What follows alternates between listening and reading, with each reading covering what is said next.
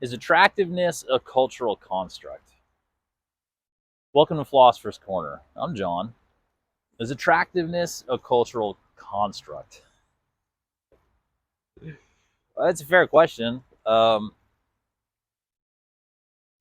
live in the world, and being attractive, in this sense, attractive meaning attractive to, we'll say, we'll take it from like the relationship standpoint, like a romantic, sexual relationship, like significant other concept, right? Like in that sense, is attractiveness, is it a cultural construct? This is like one of the main questions of the modern world, especially in the modern marketing world, and even more so in the postmodernist marketing, world. That's let's take it from there. I mean, now we're in that particular world. That is a highly constructed world, right? The postmodern, like that's what the idea of postmodernism is like, haha, we figured out that you constructed this world, and we're beyond that now. Like we get it. Like the illusion of a constructed world is no longer an illusion, like because we're aware of it. Like we still may be engaged in it, and we still have to be in it, but in terms of, are we unaware that other people built this uh, particular version of the world that we live in, with economics and buildings and TV and all the stuff that goes into it? Like, no, we are no longer ignorant to it. There's no man behind the curtain. We know that other people made it. We know people have agendas. We know what, like, we to some degree know what's going on. It's no longer a mystery that, oh man, how did all this happen? This is incredible. Like, no, we know. Now, the natural world is still a mystery because like creation itself, like nobody, we have ideas, and some of us think we know, have gnosis of it, but philosophically speaking, the natural world still is like an actual mystery and filled with unexplored nooks and crannies and unbelievable mystical experiences and things that just go beyond normal human description and explanation. But well, we'll take both cases. So in the modern world, in this postmodern, world that we're in, with all the stuff, society and buildings and economies and TV and politicians and all that stuff. So in that world, is attractiveness, is that a construct? So the answer is, I think the answer is, it's yes and no. Okay. So yes, they do their damnedest to make it a construct. Absolutely. We'll say that there's a lot of personal influence from people who run the constructed reality to construct ideas of everything, let's be real, but certainly ideas of attractiveness. One of the things Freud touched on was, he said that essentially the only reason society stays together is because of, what does he say? Like unsubstantiated sexual desire, or basically comes down to the society takes away free sex. Like prior to society, like a man and woman or whatever, they could just come together, and if there was nothing in between them, they could just have sex, and then that would really like satisfy most of the urges. But the only power society really has is to keep that from happening, and put that relationship, that sexual relationship, like on as a carrot on a stick, to make people do everything that society needs to do so that they can get back to that. And he says that, like, without the state's ability to sort of disseminate sex relationships by hiding them as motivation throughout every structure of society, that there would be no society. And I think if you live long enough, you kind of see a bit of the truth in that.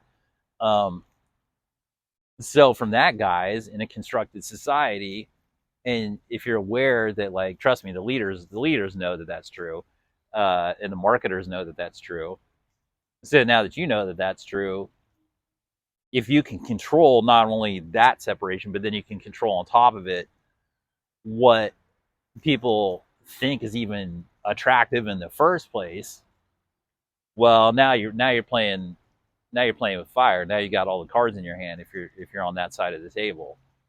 So in that regard, yes, for sure, attractiveness it's a construct, because so many people have realized the power in being able to control the creation of the construct of attractiveness for all different reasons, all different agendas. So on that side, we're dealing with that across the boards, and people play with that in every conceivable manner. There's no one way to put it. It does, like, across every way you can think of it, like gender spectrums, physical beauty spectrums, age spectrums, fashion spectrums, lifestyle choice spectrums. Like, literally, there's no piece of it that is beyond the ability for somebody to want to use it to their own ends to create a construct of attractiveness. Like, oh, you're thin and dark. Oh, well, that's attractive. Oh, you're fat and pale. Oh, that's attractive. Oh, you've got, 2 arms. That's attractive. Oh, you've got no arms. That's attractive. Like, literally does, like, literally anything goes, and it's not connected to anything. There's nothing, like, in that sense. There's nothing sincere or authentic about it, because people that are doing the constructing, they have derivative relationships to what's occurring there. They don't really care. All they care is, like, about, if, like, let's say that they have a money motivation. Well, they don't really have any particular interest in why, let's say, 2 or more people are getting together or thinking they're attractive, as long as that person gets what they want. If all they want out of that is money, out of that synergy is money, then they don't really care. They'll tell you anything. They'll construct literally anything, which I think you can see is on full display. Like, the people that construct these things in reality and take no credit for them, or they don't want you to know what they're doing, they'll construct any level of attraction to foment these relationships, which they're profiting off of in some way. It's not always money. Sometimes it's control. Sometimes it's emotion. Sometimes it's, you never can tell when people get involved in these things. But at this point in modern society, you can see that literally nothing is off limits. They'll just, like, tell you anything. They'll construct whatever. So in that, I mean, just, like, even, like, basic stuff. Even if you just go back, just like modes of dress, like modes of, like, makeup or lotions, or manipulating aesthetic appearances. Well, almost most of the time, all of those aesthetic appearance choices are made in relation to some constructed form of attractiveness. Like, even if the person thinks it's their own idea, they're just like, oh no, it's like that. Like, even something basic, like, why don't I let all my nose hairs, like, grow to 3 feet? I don't know. People don't like it. Like, why did that happen? Who knows? But it did. And everything has some sort of version of that. So that's the analysis in the constructed world. Now, in the unconstructed world, in a more natural world, or in people who are more natural flows, or things that are more in harmony with natural law, like in a non-constructed man world, no, attractiveness is not a construct. In the other sense, attractiveness comes down to what we would, it comes down closer to the, natural Darwinian type things, where the attractive traits tend to be things that complement us. So we'll take, like, a heteronormative example where it's like guy and girl, it's in nature, and we'll just say it's like hunter gatherers. Guy's a good hunter, the woman's a good gatherer and child bearer, and they go and, like, they're out in natural world, and then she just sees that, like, oh, I know when I'm around this guy, like, the animals don't eat me up, and we get fed, and we find the right caves, and he's like, when I'm around her, maybe I feel good, and she knows how to, like, deal with the animals, and she takes care of the young humans. I don't really have time for that, because I got to be out there tracking down food and, like, keeping things safe. And then they're like, oh, well, this kind of works out. And then that's an attractive quality, right? And then even as you go through and you get into some of the things that we in our modern constructed world start to see as attractive features, like, oh, their face looks a certain way or their body looks a certain way. Even in the natural world, that will come into play at some point. Now, we can't strictly attribute it to just, we can't say that all natural people were completely, deep and utilitarian and they didn't have superficial things. I mean, there were probably all kinds of hunter-gatherers who, oh, I love his eyes, or, I love her body, or whatever. And it didn't necessarily have like a deep intrinsic utilitarian value necessarily. It probably did, but it doesn't necessarily. So it's not to say that they're all super deep. And it's not to say all people in the modern world are just like superficial, brainwashed by marketer people.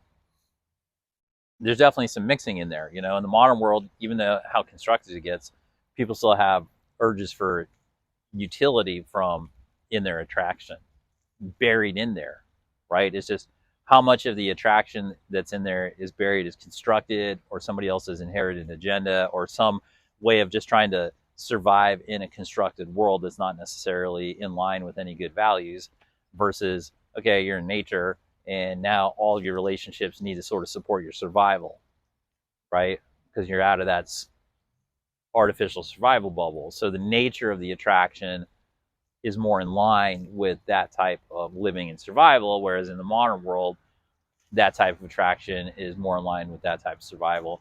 And a person can choose to live, they can choose to live in a superficial world. That is one of the benefits of being in the modern era. You can decide to live in a completely superficial, supported by other factors world.